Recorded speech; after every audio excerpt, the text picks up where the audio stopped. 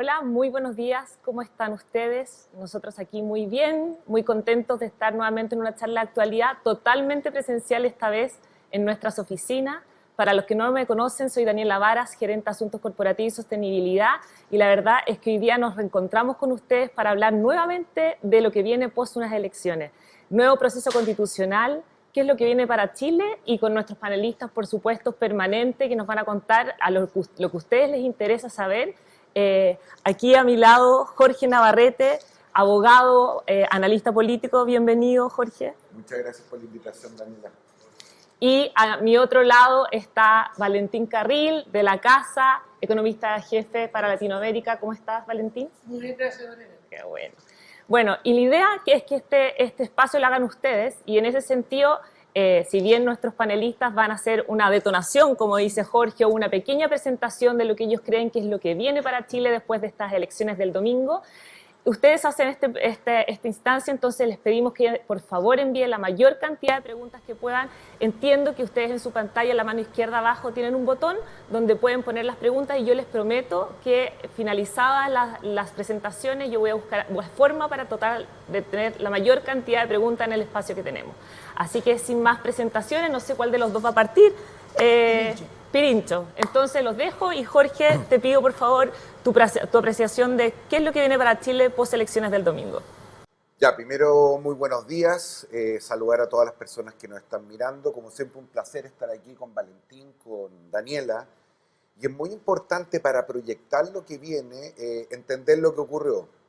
Afortunadamente, el día sábado, antes del resultado electoral, me tocó publicar una columna en The Clinic, donde básicamente anticipaba lo que iba a ser este arrollador triunfo de la oposición, aunque para variar nos quedamos cortos. Si yo tuviera que simplificar, creo que hay 4 razones que explican lo que ocurrió el domingo en la noche.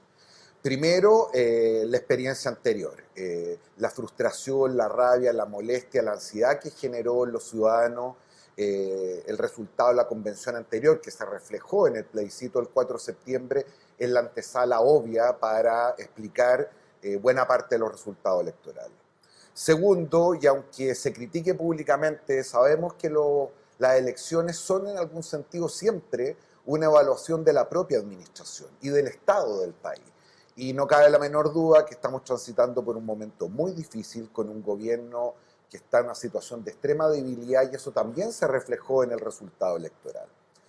Hay una tercera razón.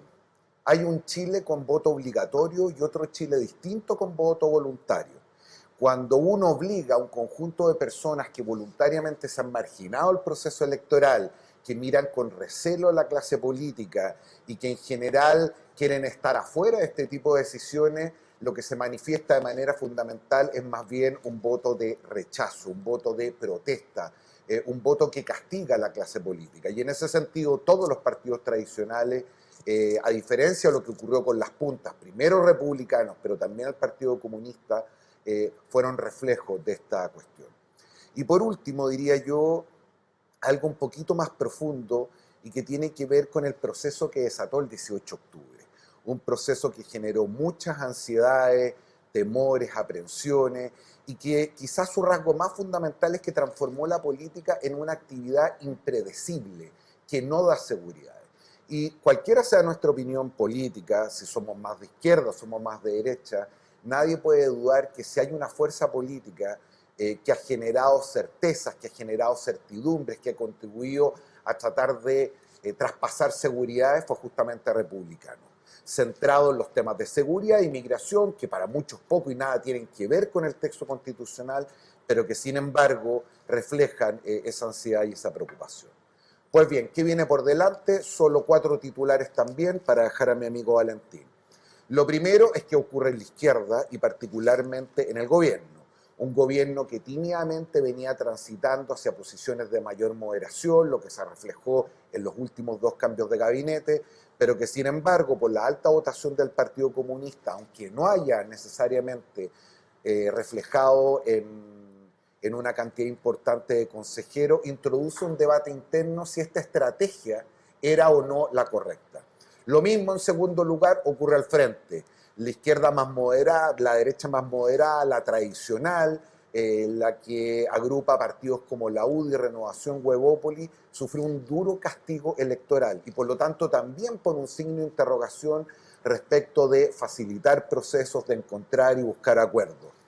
Tercero, ¿qué justamente va a pasar en la relación gobierno-oposición a partir de cómo se responden estas dos preguntas anteriores? El proyecto de ley de reforma previsional, el proyecto de ley de reforma tributaria, cómo se vaya a resolver la crisis de la salud, va a requerir de una conversación y una negociación en un espacio y en una ventana de oportunidad que es corta. Tenemos en octubre el próximo año elecciones y después presidenciales. Son 7, 6 meses para resolver, acordar esta cuestión y devolverle a los ciudadanos la promesa fundamental que está detrás de todo proceso político, que no es otro que resolver los problemas de las personas. Y termino la gran disyuntiva que va a ocurrir en el propio Consejo Constitucional. Hoy día la derecha, en su conjunto, tiene la posibilidad de acordar cualquier texto constitucional sin siquiera preguntarle a los del frente, repitiendo probablemente la experiencia de la convención anterior, la otra cara de la moneda, con un riesgo altísimo de que el plebiscito de salida pudiera tener un resultado de rechazo. Por el contrario, cuando ya uno no está en la frontera, es protagonista, cuando uno no es minoría, en mayoría siente la responsabilidad de tener que gobernar. Especialmente porque este resultado no solo tiene que ver con el Consejo, sino que es lo que ocurra después, en las elecciones municipales y en las elecciones presidenciales. Y por lo tanto, mi pronóstico es que vamos a ver una moderación de las posiciones de quienes han ganado. Ya, por ejemplo, a propósito de la interrupción del embarazo, un tema muy importante para los republicanos, hemos visto cómo se generan acuerdos más bien de carácter práctico que lo que denotan es justamente la responsabilidad que recae sobre este sector. Vaya la paradoja y con esto termino. Podríamos tener un texto igual o más conservador que el actual, legitimado democráticamente por los votos y firmado por el presidente más de izquierda que ha tenido Chile en los últimos 50 años. Gracias, Jorge. Igual debo decir que dejaste hartas preguntas abiertas, como que no cerraste después de yo te voy a presionar y yo creo que las personas también te van a presionar. Valentín, tu presentación o tu detonación en esta conversación. Sí, no, la verdad que considerando que lo mejor es dejar más tiempo para las preguntas, lo que voy a comentar hoy día son solamente puntos específicos de los temas que son importantes para la economía chilena hacia adelante. Y yo quería partir por los desarrollados. El tema de los países desarrollados es uno solo, la inflación. ¿Cómo controlamos la inflación y qué va a pasar con eso? Lamentablemente lo que pasa en economía es que cuando uno toma un tema, al final termina hablando de todos los temas, porque la inflación afecta a todo. Pero concentrándonos primero en la inflación, primero un consejo. Estamos acostumbrados a mirar la inflación vista en su medición del año contra año. Y eso es engañoso en los próximos meses y en los meses que ya pasaron. Porque hubo un salto tan grande que ahora se va a notar una baja, pero es una baja en cierta medida mentirosa. Entonces lo que hay que mirar es qué pasa mes a mes. ¿Qué está pasando mes a mes? No quiero latearlos con mucho número, pero básicamente en Estados Unidos este año el mes a mes, que es el mejor indicador de para dónde va la cosa, es 0,4 en promedio. ¿Qué significa 0,4? El doble de la meta. La meta es 0,2, 0,17. ¿Qué está pasando en Europa? 0,6. En Europa, entre paréntesis, los últimos 2 meses, la mejor medición de tendencia inflacionaria fue 0,9 y 1. En 2 meses hicieron la meta del año. O sea, los meses que estamos poniendo no nos están llevando a la meta. El problema inflacionario sigue siendo importante y muy importante en el caso de Europa. ¿Qué significa eso? Seguimos con política contractiva, seguimos frenando la actividad y el escenario mundial para Chile, que no es malo hoy día, no va a mejorar. Primer punto. Eso es bien importante. La inflación tiene muchas consecuencias. Una de ellas que quiero destacar es el tema de los bancos. Cuando la inflación aprieta y los bancos centrales suben la tasa de interés de corto plazo, eso le pega negativamente al sistema financiero, porque los bancos tienen créditos más largos que los depósitos. Una cosa medio técnica, pero si no lo entienden bien, créanme que es así. Y de hecho se ha visto, los bancos regionales americanos en problema, Credit Suisse tuvo que ser vendido a UBS. Hoy día Suiza tiene un puro banco privado grande. El riesgo sistémico es gigantesco. un banco se cae y se cayó Suiza. Entonces, estamos en una situación de peligro bancario muy alto y eso va a persistir, no va a cambiar a corto plazo. Con esto tenemos alrededor del 40% de la economía mundial, 35%, el otro 15% es China. ¿Cómo está China? Totalmente distinto. El dato de inflación de China, de hecho, salió hoy día en la mañana, o mañana para los chinos. Ese dato fue cero, casi, el año contra año. Y la mensual está bajísima, y la inflación de precios de productores en China es negativa. O sea, China no tiene problema inflacionario, está tratando de expandir, y nosotros creemos que va a crecer del orden del 4,5%. Es el único país que va a arrastrar realmente el crecimiento mundial, que lo vemos en tipo 2% este año. O sea, malito. El crecimiento promedio histórico es 3,5%. Entonces, lo que tenemos es una situación apriete, pero por suerte, ayer los precios del cobre y del petróleo eran bastante convenientes para Chile. 3,80 y $72 para el WTI son precios bastante convenientes. O sea, la situación externa no es muy buena, pero tampoco es tan mala. Podría ser peor. Vámonos a Chile y solamente 3 temas para hacer esto bien resumido. En Chile, primero hay un gran debate sobre el IMASEC, si hay recesión o no recesión. Déjenme decirles que, como muchas palabras en economía, recesión se puede definir de muchas maneras.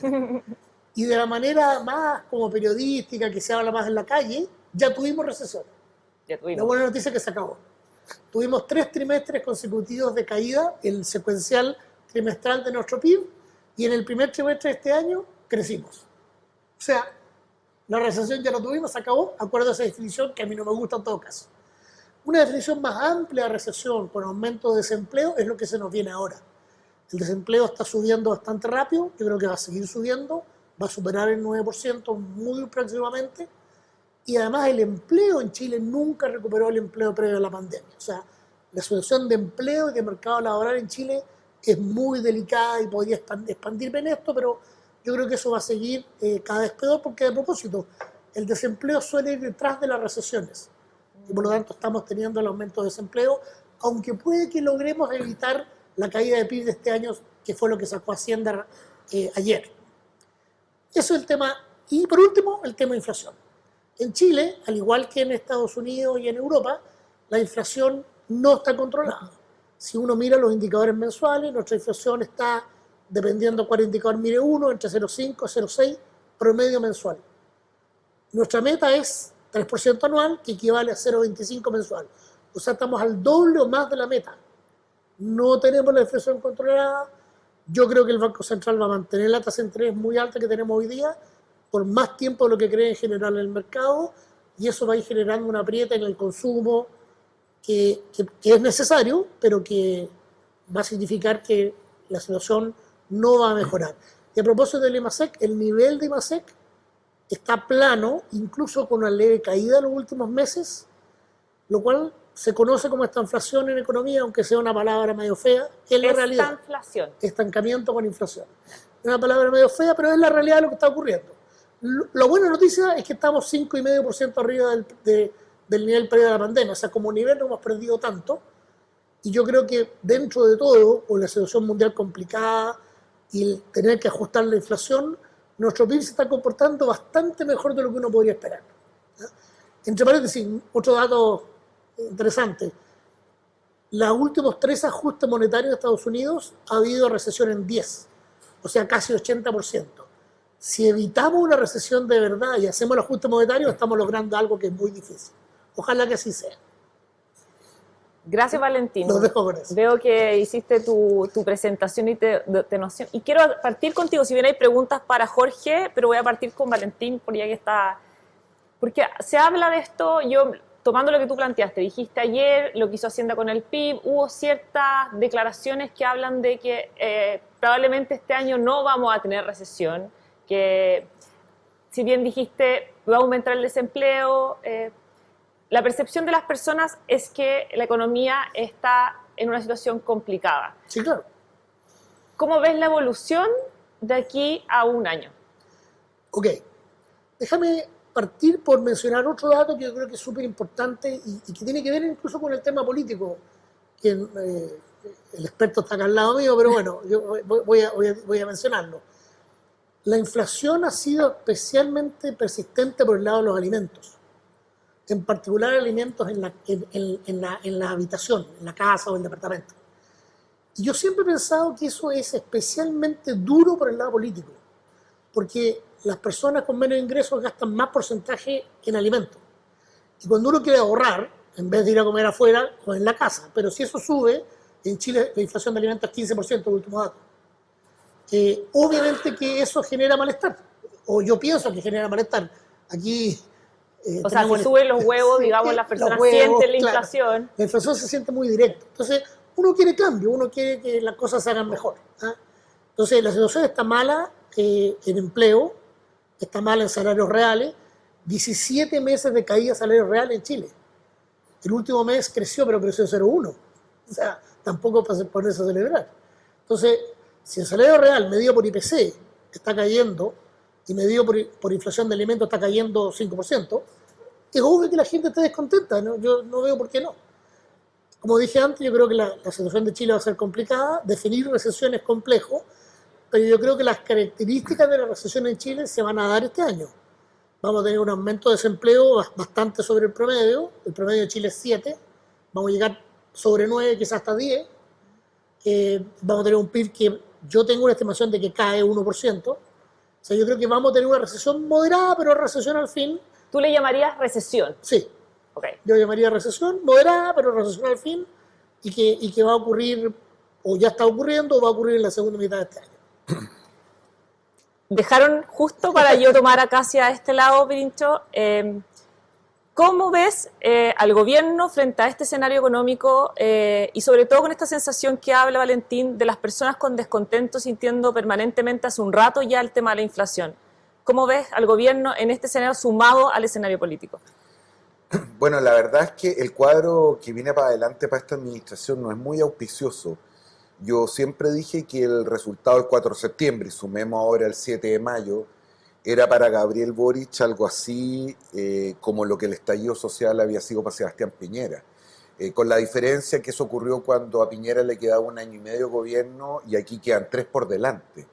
3 por delante con un gobierno profundamente debilitado por estos 2 resultados electorales, con un Congreso muy poderoso, donde la derecha obtiene su mejor resultado desde que teníamos senadores designados, que tiene hoy día incluso mayoría en el Senado, y que a esta altura no solamente tiene que renunciar a buena parte de lo que originalmente quería, sino que tiene que resolver una disputa interna para efectos de qué es lo que va a negociar, qué es lo que va a entregar, insisto, en un periodo corto hasta la próxima elección municipal de octubre del próximo año.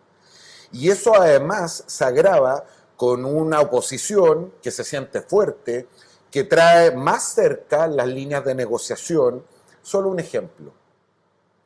José Antonio Coloma, presidente del Senado, reconocía en Tolerancia Cero hace un par de semanas que ellos en algún minuto estuvieron dispuestos a que, por ejemplo, una parte de la cotización adicional en el proyecto de reforma previsional fuera a un sistema de subsidios cruzados solidarios y no toda una cuenta individual. Hoy lo que afirma la oposición es que ese es un punto de no retorno y por lo tanto en el tema de la cotización adicional, en el tema del monopolio estatal y otro, la oposición va a endurecer su línea de acuerdo. Y lo mismo va a ocurrir con reforma tributaria, con reforma al sistema de salud. ¿Por qué esto es una cuestión importante? Porque uno sea de izquierda o sea de derecha, la expectativa que tienen las personas de la política es que resuelva sus problemas. Y por lo tanto es importante para quienes están en el gobierno, pero para que también quienes están al frente, efectivamente poder en algún sentido cumplir esa promesa.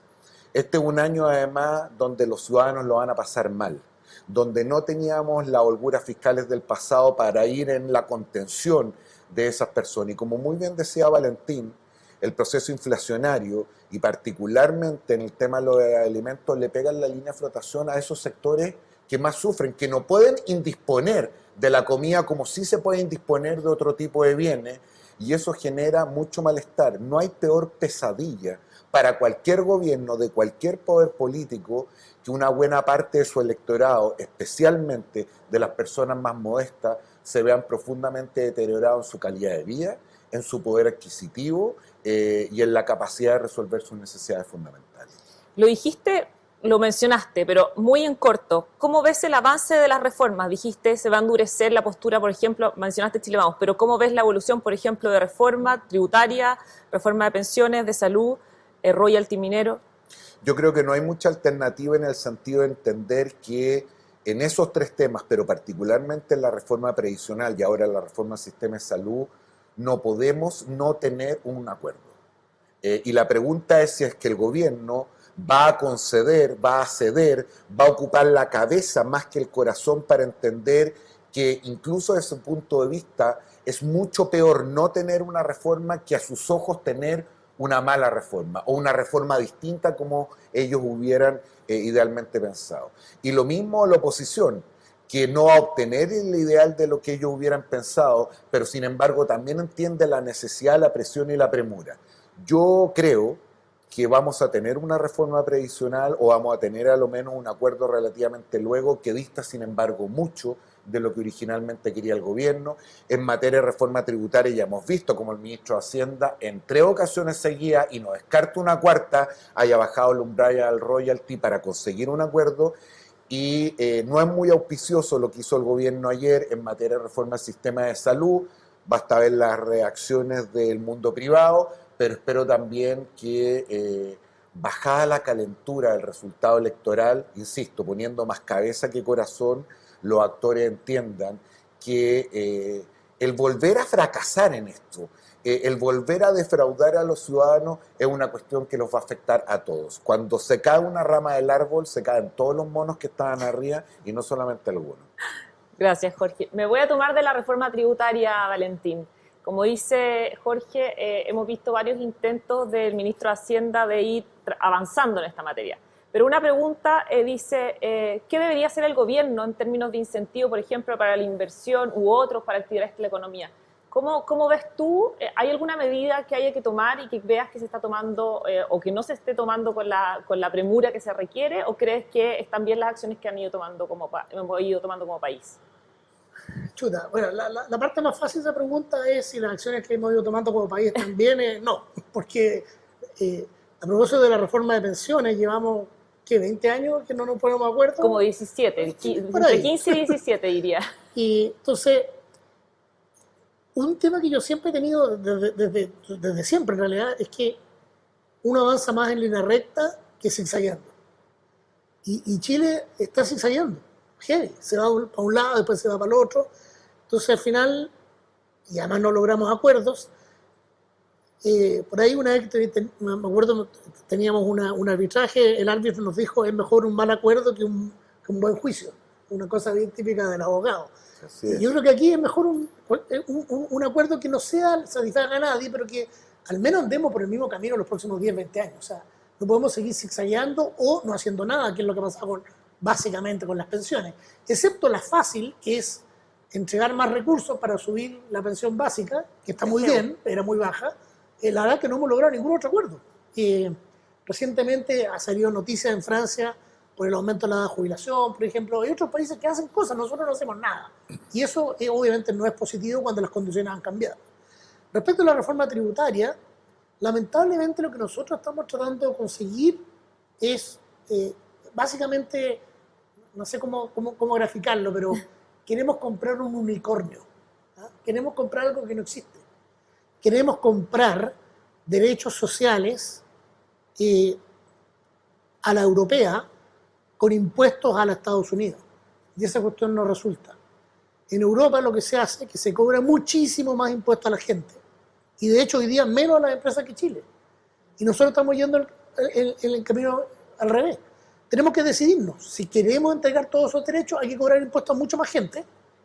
Y si no, hay que aceptar que no se pueden entregar tantos derechos. No existe otro camino. Los números no suman. Y no es que sean números aproximados. Los números no suman, pero ni de cerca. O sea, no hay ni una posibilidad de entregar todo lo que se quiere si no cobrar impuestos a mucha más gente. El otro día el exministro Rodrigo Valdés calculaba que si uno sube un punto los impuestos de más arriba en Chile, que es lo que siempre se habla, uno recauda 1. Si sube ese mismo punto a los ingresos que igual son buenos, bastante sobre la media, creo que de 3 millones de pesos para arriba, algo así mensuales, uno recauda 19. Entonces, si no hacemos eso, hay que olvidarse de los derechos sociales. Y eso no lo hemos podido decidir. Me voy a tomar de varias preguntas conjuntas que va a ser para los dos. Volviendo al tema constitucional, nuevo proceso constitucional, fin de semana con resultados que ya los mencionaron ustedes ambos. ¿El mercado cómo reaccionó? ¿Cómo ves el tema de la confianza en Chile en el mediano plazo? ¿Cómo ves el tema de la evolución con este proceso y este panorama? ¿Y cómo ves el tema de la confianza a partir de este péndulo que vamos viendo en términos políticos? ¿Partimos por acá? Bueno, porque es más corta mi respuesta. El mercado reaccionó bastante poco. Hubo una reacción, yo esperaba una reacción quizá un poquito mayor, no tanto mayor tampoco, pero el mercado reaccionó poco. Yo creo que el mercado, porque además del mercado son dos grandes grupos, los extranjeros y los locales. Los extranjeros vieron esto como un riesgo por el lado de que lo que ellos ven como más moderado, y yo creo que tienen razón básicamente, perdió mucho espacio. El hecho de que un gran grupo de partidos importantísimos en Chile histórico tenga 0 constituyentes es una cosa que yo creo que golpeó bastante, y también el hecho de que un partido que para ellos es bastante bien desconocido, digamos, bastante nuevo, tenga una mayoría tan dominante, digamos, yo creo que eso golpeó un poco negativo. Por lo tanto, lo que se vio, al menos de lo que yo hablo con gente de afuera, digamos, contactos míos, no de principio necesariamente, es que se vio una polarización mayor. O sea, se sintió este péndulo político que estamos... Claro. Más que péndulo, yo creo que tiene que ver con la votación obligatoria, como decía bien Jorge, pero ellos lo vieron como una polarización y como una destrucción del medio, y eso les preocupa en general, porque ven menos estabilidad. Ojalá que no sea así, va a depender de cómo se comporten los constituyentes actuales. ¿Estabilidad versus confianza? Es que la confianza tiene que ver con la estabilidad. Entonces yo creo que hay riesgos todavía que permanecen. Así que el mercado no reaccionó demasiado importantemente, sí se notó en varias, un poco lo que decía Jorge, se notó en el aumento de las acciones de empresas específicas relacionadas a regulaciones. Ahí crecieron mucho porque se supone que las regulaciones van a ser menos dañinas para las empresas, algo que está por verse. Así que yo diría que el mercado reaccionó como global, poco, pero en términos específicos sí, mucho. Pero no una reacción gigantesca. Hay dos claves políticas bien interesantes en lo que dice Agustín. La primera es que hay distintas maneras de leer este resultado electoral, pero una de ellas debería ser que esto también es una derrota de la moderación, una derrota del centro. Es decir, lo que uno ve es un país donde crecen electoralmente las puntas en un escenario más polarizado. Lo segundo es que es importante entender, esto se ha repetido hasta el hartazgo, pero bien vale hacerlo nuevamente.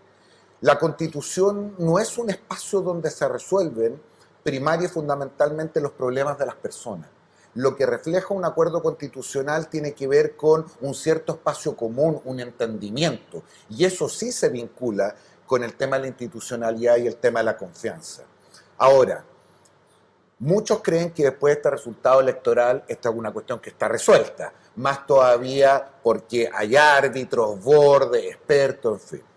Yo quiero centrarme en lo que yo creo que va a ser el gran motivo de disputa y donde se siguen consecuencias bien relevantes y que tiene que ver con el debate entre Estado social de derecho y Estado subsidiario. Es decir, la discusión de la participación del sector privado y del sector público en la provisión de bienes y servicios esenciales va a ser hoy día la gran disputa, porque lo que ha ocurrido es que a lo menos de una parte de la izquierda se ha confundido, creo yo, que la provisión de bienes y servicios públicos es lo mismo que provisión de bienes y servicios estatales. Y por el contrario, la historia de los 30 años de Chile, el mayor éxito en toda su historia republicana, muestra que una de las claves fue justamente la colaboración del sector privado y público para llevar la política pública a lugares donde ésta no pudo haber llegado por sí misma, en salud, en educación, en infraestructura, en pensiones, etc. De esa discusión se siguen varias y muy relevantes. Todo el ordenamiento, por ejemplo, en materia de explotación de recursos naturales, tiene que ver con esa definición. ¿Qué va a pasar en pesca? ¿Qué va a pasar en materia forestal? ¿Qué va a pasar en materia minera? todas las regulaciones en el ámbito de carácter ambiental, en algún sentido también son consecuencia de cómo se resuelve esta disputa. Las primeras señales que hemos tenido es que va a haber un intento de cuadrar el círculo, no sé si exitoso, de mostrar que es posible tener un Estado social de derecho, es decir, garantizar de manera mínima un conjunto de bienes para toda la población y al mismo tiempo no generar una mayor carga en la gestión del Estado respecto no solo del financiamiento, sino que la distribución y la ejecución de esos derechos. Creo que ahí va a estar el centro del debate y lo que vamos a probablemente mirar para inclinarnos cada uno de nosotros es que estamos en presencia de un buen o un mal acuerdo. Y termino con lo siguiente, esto me lo han escuchado otras veces. Los alemanes tienen un concepto muy bonito, el del patriotismo constitucional. Es decir, la patria no es una bandera, no es una guerra, no es un lugar o una fecha específica. La patria es el espacio en el cual nos sentimos todos parte de algo. Y por lo tanto, esta vez el procedimiento y las maneras van a ser muy relevantes para que, si logramos aprobar un texto constitucional, no estemos en 5 o en 10 años más discutiendo nuevamente su legitimidad. Gracias. Voy a hacer un paréntesis para recordarles que las preguntas las hacen ustedes. Yo estoy mirándolas acá, por eso me ven en el celular. Así que, por favor, tienen un botón abajo, en el lado izquierdo, para poder seguir haciendo preguntas. Yo voy a intentar ir juntando. Vamos a empezar como un ratito preguntas cortas, yo creo, porque tenemos varias. Valentín, ¿qué hacemos para que Chile siga siendo competitivo? ¿Nos estamos quedando atrás? Chupalla. La pregunta es corta, pero la respuesta yo creo que es bien compleja. Yo diría, la primera cosa que se me viene a la mente cuando me dicen si nos estamos quedando atrás es cómo está la productividad. Y como muchas cosas en economía, medir la productividad es re complicado. La medición de productividad nuestra en los últimos 2 años mostró un salto hacia arriba gigante y después una caída brutal. O sea, está muy difícil leer cómo está la productividad de Chile y de todos los países por el tema de la pandemia. Se dio como que hubo un descalabro gigantesco y por lo tanto está súper difícil medir productividad. Tiene que ver, por ejemplo, con capacidad instalada. Uno tiene capacidad y no la puede usar, ¿cómo la mide? Hubo muchos problemas de medición. Así que yo diría que está bien difícil. Yo no tengo la percepción de que Chile se esté quedando atrás, fíjense. Chile, como dije antes, está 5,5% arriba de la producción previa a la pandemia. Eso es parecido a los mejores países. O sea, yo diría que no nos hemos quedado atrás. Pero con el detalle que no nos hemos quedado atrás porque todo el mundo ha tenido problemas. No es que nosotros hayamos andado tan bien. Pero esto es relativo. Y en el relativo mundial yo diría que estamos en la media y quizá un poquito arriba incluso. Ok. Jorge, ¿en qué debiera focalizarse el gobierno para lograr repuntar en la economía y en gobernabilidad? Bueno, es un tema complejo porque más allá de nuestras posiciones políticas, uno no puede sino reconocer que el tema de la seguridad y el tema del crecimiento económico son 2 cuestiones que le cuestan a la izquierda. Le cuestan no solamente en Chile, sino que le cuestan en el mundo. En materia de seguridad, por ejemplo, que tiene mucho que ver con gobernabilidad, a mí no me deja de extrañar, les confieso, que una cultura política que ve en el Estado un instrumento de profundas transformaciones y cambios, soslaye, minimice o derechamente niegue su función fundamental, que no es otra que garantizar la seguridad de los miembros de la comunidad política, entre otras cosas, haciendo uso de los instrumentos que tiene el Estado, como diríamos los abogados, la fuerza socialmente organizada, la represión institucional. Y en materia de crecimiento económico, otro tanto. Es decir, lo que le cuesta a la izquierda, me parece a mi entender, es que no hay mejor fuente de política social que el crecimiento económico. E incluso quienes tenemos una vocación más igualitarista, sabemos que para distribuir primero hay que generar. Yo creo que en ese escenario, este es un gobierno que para tener, no quiero decir éxito a esta altura, para llegar con algo de dignidad a la orilla en 3 años más, tiene que primero renunciar a buena parte de lo que originalmente quería, porque las condiciones de posibilidad de la política han cambiado profundamente. Lo que ha ocurrido en estos 2 años, desde que se constituyó la convención anterior, pasando por la elección presidencial, el resultado de septiembre y el resultado de mayo, muestra literalmente otro país. Y por lo tanto, un ejercicio de responsabilidad significa adecuar tu estrategia a la estrechez de los caminos que tienes hoy día. En ese ¿Qué caso, sería eso? negociar, consensuar y transigir es hoy día una obligación y no una opción. ¿En qué materias? En todas las materias que signifiquen llegar a acuerdos razonables para resolver problemas de las personas, para ocupar la vieja jerga de un cierto sector de la izquierda. Si aquí se va a privilegiar morir parado que vivir arrodillado, lo que vamos a tener es una tensión los próximos 3 años que ineludiblemente además no solamente le va a hacer mal al país, le va a hacer mal a la gente más modesta, sino que termina de cerrar y sentenciar que el próximo gobierno quede en manos de la oposición y particularmente de la derecha más dura. Lo mencionaron los dos, pero te lo voy a tomar contigo, Jorge. ¿Qué es esto? ¿Cómo ves esta poca representatividad del centro en el Consejo y quizás, bueno, del Consejo y la baja votación que obtuvieron aquellos que venían o la baja representatividad de los que venían de la vieja concertación? ¿Cómo ves el reordenamiento político hacia adelante? Es difícil. Estaba escuchando a Valentín recién, la próxima vez voy a hablar con él porque yo como hace 6 meses me fui largo en dólares a 8.50 y ahora estoy sumido en la ruina. Pero vienes una vez al semestre. Bueno, la próxima vez voy a hablar con Valentín antes de tomar una decisión de inversión.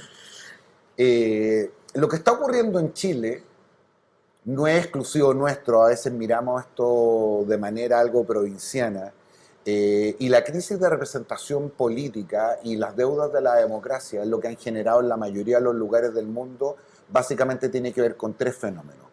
Primero, un altísimo nivel de polarización donde los sectores más moderados pierden fuerza, porque cuando la gente está desesperada, enojada, enrabiada, si bien es cierto no es menos cierto, electoralmente no rinde nada. Y por lo tanto, el primer efecto electoral es que son las puntas los que tienen posiciones más categóricas, los que tienen posturas más radicales, los que convocan electoralmente, especialmente, sobre todo en escenarios de voto obligatorio.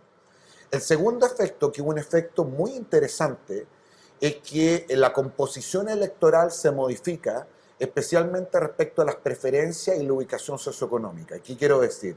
La vieja clase obrera que votaba por la izquierda, hoy día en la mayoría de los lugares del mundo vota por la derecha, y vota por la derecha más radical. Eso ocurre en Estados Unidos, por ejemplo, a propósito de Donald Trump, eso ocurre con la derecha en Europa, y eso es un fenómeno que empezó a ocurrir en Chile. El mejor resultado de la izquierda del Frente Amplio fue en los sectores medios altos.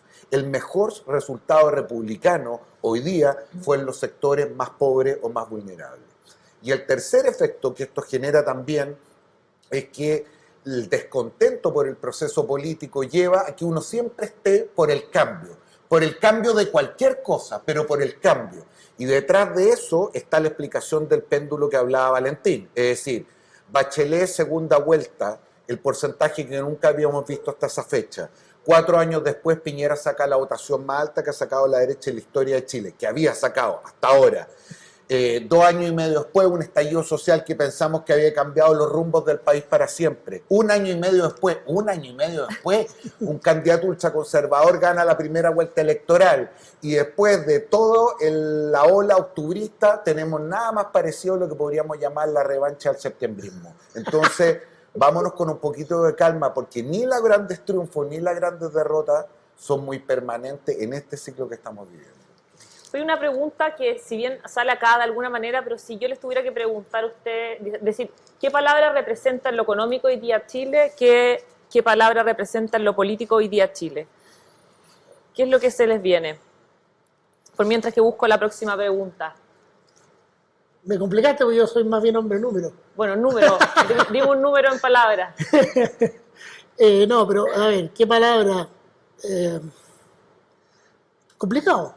Complicado, diría yo. ¿Tú, Jorge? Yo no lo sé si lo diría en una palabra, pero una de las cosas buenas que he tenido todo esto, quiero confesar, desde el estallido en adelante, es que la mayoría de los ciudadanos, quiero creer, abandonamos esa estúpida idea de que la política era una cuestión como que discurría en piloto automático mientras cada uno de nosotros hacía su vida profesional, personal, en fin.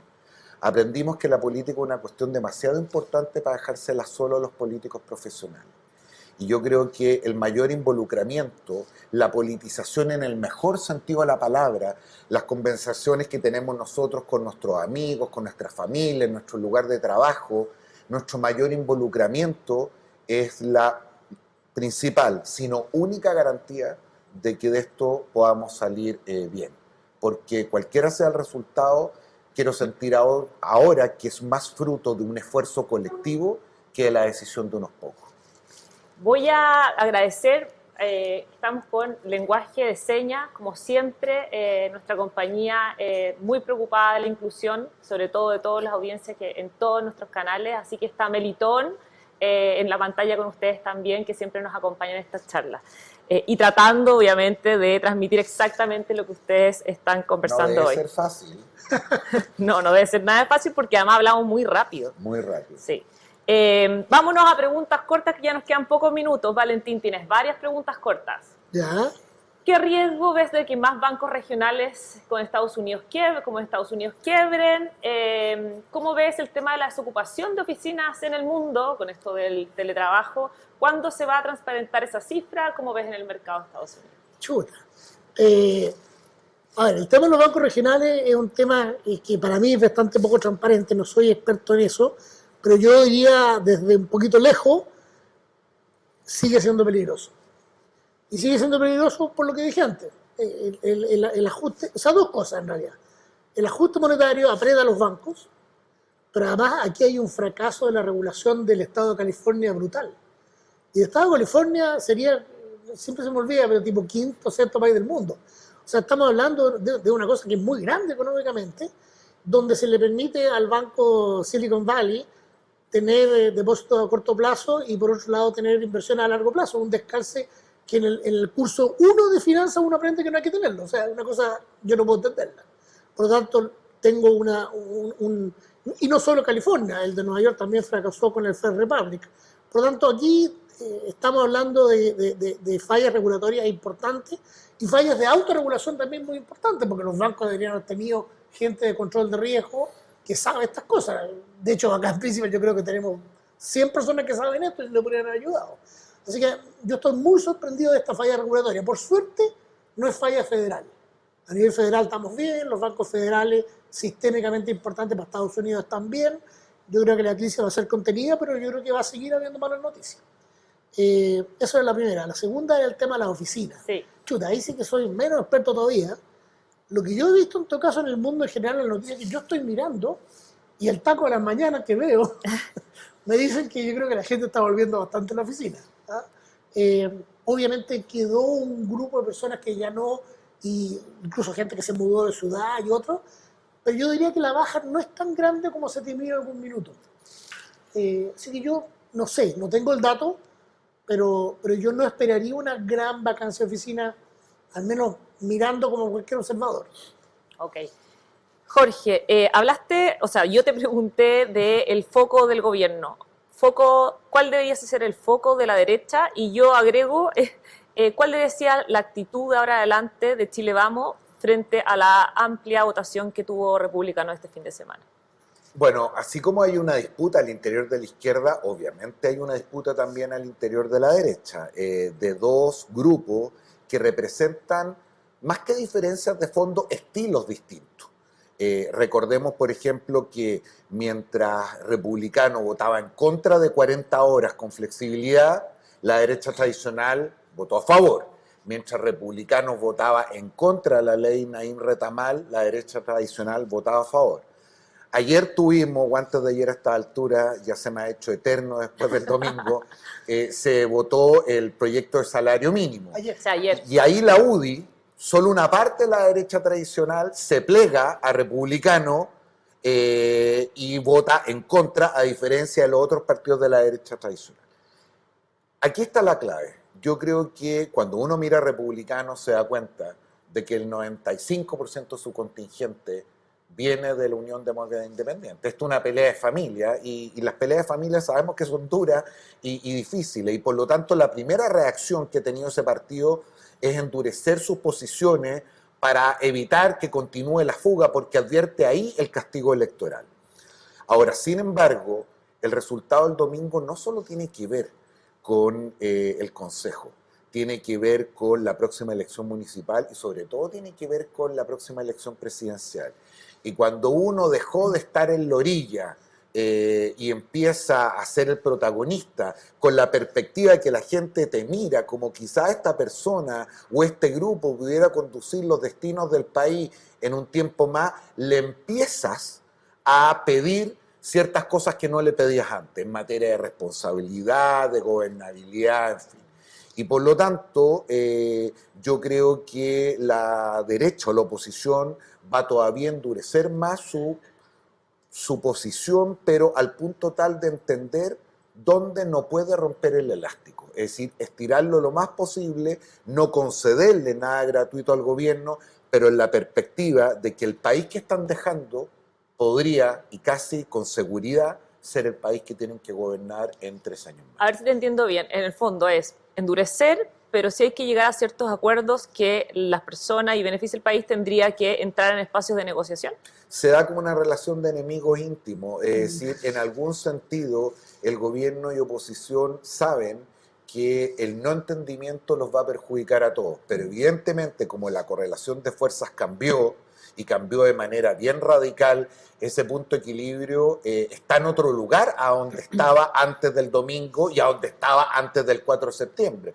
Ahora, hay ciertos efectos más o menos evidentes. Por ejemplo, el hecho que la votación de centro haya prácticamente desaparecido en la representación del Consejo. ¿Para qué te digo lo que ocurrió con el PDG? Ahí hay que sacar conclusiones. La principal, y que me imagino que importa a algunas de las personas que nos están mirando y que están en esta sala, es que se enterró la posibilidad de un sexto retiro. Es decir, lo vamos a discutir, se va a hacer la parafernalia, va a haber mucho circo, pero si ya era difícil antes del resultado electoral del domingo, yo lo veo ahora prácticamente imposible. Vamos entonces ya a este capítulo se llama Lo que viene. Lo que viene, entonces Valentín, ¿cuáles son las 3 claves para los que nos están viendo que hay que observar de aquí hasta final de año, y mirando en términos de economía? Y te aprovecho de adelantar la pregunta en términos políticos. Bueno, una de las claves que yo creo que hay que mirar, y que lo mencionaba Jorge, es el tema del salario mínimo. El salario mínimo ha estado creciendo alrededor de 5% real desde el 2013. Ustedes me pueden decir por qué 2013. 2 razones: 10 años atrás más o menos, y segundo, el último año que Chile creció harto. El PIB creció 4,2. De ahí para adelante el PIB de Chile ha crecido mucho menos. El salario mínimo, todos quisiéramos que fuera más alto y que ojalá todos los salarios fueran más altos, pero la verdad es que hay un límite que es la realidad. Y no puede seguir creciendo persistentemente 5% real cuando el PIB crece menos que 2% real. Esa diferencia de 3 puntos real que se ha ido acumulando ha acumulado una diferencia gigantesca del orden de 50%. Entonces, si queremos seguir mejorando ese aspecto, tenemos que mejorar el mercado laboral completo. Porque a propósito, hay estudios de todo tipo, pero en economía las cosas tienen costo y beneficio. Y subir el salario mínimo tiene beneficios y tiene costos. Por lo tanto, hay un equilibrio. Y ese equilibrio me temo que en Chile lo estamos superando. ¿Qué quiero decir? Para subir el salario mínimo tenemos que lograr que suba el salario mediano, el promedio. No, ya el salario mínimo está, el elástico yo creo que está llegando a su límite. Y esto lo digo desde el punto de vista puramente técnico, ¿eh? Realmente espero que nadie se enoje con esto. Segundo, la inflación. Y como dije antes, la inflación hay que mirar los meses. ¿Qué pasa con cada mes? Piensen en cada mes como una cajita para la inflación del año. Las cajitas que estamos poniendo son el doble grande que lo que necesitamos. Y de hecho, no quiero asustar a nadie, pero si uno ve las subyacentes, son el 4 veces lo que necesitamos. Entonces, esas cajitas de inflación mensual tienen que ser menores. Hasta que no sean 0,1, 0,2, no estamos afuera de los problemas. Serían los dos principales que se me ocurren. Los otros yo creo que más o menos se van a ir solucionando. Mira, 2 claves para lo que viene del año. Pirincho, te di la posibilidad de 3, si quieres, también te puedes quedar en 2 si quieres. Cortito, 3 claves. La primera, ¿quién gana la disputa al interior de la izquierda y el oficialismo? ¿Los revolucionarios o los socialdemócratas, por así decirlo? ¿Y cómo se va a comportar el presidente en arbitrar esa disputa que a veces piensa con la cabeza y a veces piensa con el corazón. Uno. Al frente, en la derecha, ahí no hay disputa, ahí los halcones ya le ganaron a las palomas. La pregunta es si es que los halcones se van a ablandar un poco en la perspectiva de administrar el palomar o van a seguir en la línea de los halcones. Tercera clave, cómo la respuesta a esas dos preguntas genera un punto de equilibrio para resolver 3 reformas estructurales relevantes: salud, pensiones, reforma tributaria, y en el ámbito constitucional, ¿dónde está el punto de equilibrio para que por fin, porque la tercera no va a ser la vencida, no hay tercera, para que por fin tengamos la esperanza de tener un acuerdo constitucional? Esas son las 3 claves. Y yéndonos al tema constitucional, que es lo que la razón por la que estamos hoy día viendo actualidad, lo mismo. Yo sé que tú no eres, no me pongas esa cara porque sé que no eres experto en el tema constitucional, pero en términos económicos, ¿qué debiese ser bueno que ahí quede muy, muy claro? Chupaya, la cara es lo que hay, Daniela, pero... Es que no aceptaste la pregunta, Valentín. No, para mí es una pregunta bien compleja, porque aquí sí se mete... Yo trato de ser bien economista que se llama positivo, es decir, cómo creo que las cosas van a suceder y no meter mucho en mis opiniones personales. Yo creo que lo mejor, en todo caso, y yo sé que esto le va a molestar a mucha gente, es una constitución que se mantenga en el tiempo y no se modifique mucho, donde todos quepamos. Y no se me ocurre una cosa que no sea una constitución bastante minimalista. No por una cosa política, es por una cosa de estabilidad. Si logramos un acuerdo donde, no sé, en Chile ya somos casi 20 millones, que 16, 18 millones estén felices de estar ahí adentro, tiene que ser algo bastante básico y general. Tiene que ser, oye, respeto a los derechos humanos, cosas básicas, porque si empezamos a poner cosas específicas, por ejemplo, a mí me gusta el Colo-Colo, no vamos a tener el 80%, ¿te fijas? Entonces tiene que ser algo bien minimalista, en mi opinión, para que dure, si no, no va a durar. Pero no soy experto en el tema. Jorge, ¿qué tiene que estar, o qué bases tiene que tener este documento en el fondo para la confianza, la estabilidad y el desarrollo positivo de Chile? Yo en esto tiendo a estar absolutamente de acuerdo con Valentín, y no solo ahora, sino que para el proceso anterior, y probablemente esa es su mayor desgracia. Una constitución debe ser un espacio que no solamente permita que nos identifiquemos todos, sino que dé juego para que el partido, ya a propósito de la metáfora futbolística, para que el partido se pueda jugar de distintas maneras y no solo de una. Es decir, que las reglas del juego democrático permitan que un país vaya tomando decisiones distintas y todo eso sea posible con un rayado de cancha que establece cosas fundamentales, pero no la forma en que hay que jugar el partido. La legitimidad del texto constitucional yo creo que estriba justamente en esa cuestión. Entonces, resuelto a las bases fundamentales de institucionalidad, un sistema electoral que permita una mejor representación política, terminando con los altísimos niveles de fragmentación que tenemos hoy día, 21 partidos en el Congreso, un sistema, a propósito de la discusión que teníamos antes, que permite equilibrar la posibilidad de ser fuerte en la provisión de bienes y servicios públicos, pero con una importante participación del sector privado. Si nos vamos yendo en el ancho camino del medio tan desprestigiado últimamente, creo que es un buen consejero para lo que viene por delante. Oye, me entró una última pregunta de minuto final, que la voy a tomar porque uno que está acá dice, ¿qué es lo bueno del escenario que hoy día estamos en Chile? ¿Qué podríamos decir que es el elemento positivo? Tú hablaste algo de la política, ¿qué es lo que ves bien, o sea, que es mejor en este escenario quizás en relación a 3 años atrás o un tiempo atrás? ¿Hay algo que destacar en términos de algo positivo que estamos ya empezando a dibujar como país? Sí, y tiene que ver con la resiliencia ciudadana. A propósito de los resultados electorales, unas cosas que más me indignan es el desprecio a rato con que se trata a las personas y las razones por las cuales toman sus decisiones, con expresiones bien indignantes, algunas como facho pobre u otras que se han vertido en el espacio público. Yo quiero decir con toda honestidad que lo bueno de este país es que, a diferencia de las inseguridades que genera la clase política, a diferencia muchas veces también de las incertidumbres que genera la dirigencia empresarial, nuestra garantía de moderación está en los propios ciudadanos. Cuando hablábamos de este péndulo hace un rato, eso no es otra cosa que la sensación de que cuando la cuestión se está desbordando, los ciudadanos nos llevan al orden nuevamente. Esto es como si fuéramos en una micro. Y los pasajeros somos algunos de derecha, otros de izquierda, da lo mismo. Pero cuando nos damos cuenta que el chofer se está quedando dormido o se le pasaron los tragos la noche anterior y viene una curva medio difícil, nos avanzamos todos para atajarlo. Eso es la mayor contribución ciudadana y que creo que debería ser un buen aprendizaje para quienes toman las decisiones políticas en Chile. Muy bien. Algo bueno que veas en el escenario en términos de construcción. Dijiste que ya estábamos pasando la recesión, así que yo me imagino que eso es una buena noticia. Sí, a ver, déjeme quizás precisar bien eso. La definición de recesión típica de la calle, que a mí no me gusta porque no es técnica, aunque le llaman así, la pasamos. Tuvimos 3 trimestres consecutivos de caída moderada, pero caída al fin, y ahora tuvimos un trimestre de alza. La recesión definida de forma que a mí me gusta más amplia, que incluye tema de empleo, incluye tema de ventas, por ejemplo, comercio, esa estamos ahora empezándola.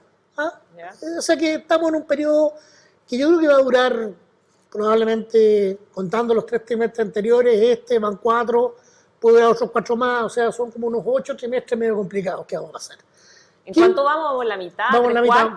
Nos queda todavía ya. Vamos en la mitad todavía. Voy a usar la misma palabra, resiliencia. A mí me ha sorprendido positivamente la resiliencia de la economía. Yo inicialmente pensaba que el PIB este año caía más. No me acuerdo el número que tenía, pero era algo así como 2. Hoy día estoy en 1. Y eso tiene que ver con la resiliencia. La gente que no puede conseguir empleo trabaja informal.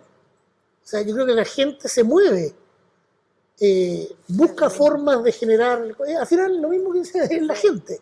La gente busca la vida, vende por internet, te fijas, sale a andar en moto llevando delivery, etcétera, etcétera. O sea, aquí hay una resiliencia de la gente, porque a propósito, el motor de la economía es la gente. La gente quiere mejorar su situación económica y hace algo que agrega valor a otras personas, por lo cual las otras personas les pagan. Ese es el motor básico de la economía, y en Chile ese motor ha andado bastante bien, pese a toda la incertidumbre y riesgo y cosas que nosotros hablamos. Eso ha sido lo positivo. Así que, bueno, nos quedamos con la palabra clave, que ya la saben, y solo agradecerle, ya estamos en la hora, ha sido una gran conversación, muchas gracias Jorge, muchas gracias Valentín, muchas gracias Melitón por habernos además ayudado con el lenguaje de señas. Y bueno, agradecerle a ustedes porque como siempre tenemos una gran audiencia, esto siempre es de interés, más después de un fin de semana de elecciones. Y nada, esperamos encontrarnos con ustedes en una próxima charla de actualidad. Así que muchas gracias. Muchas gracias. Gracias. Que estén bien. Gracias, Melitón.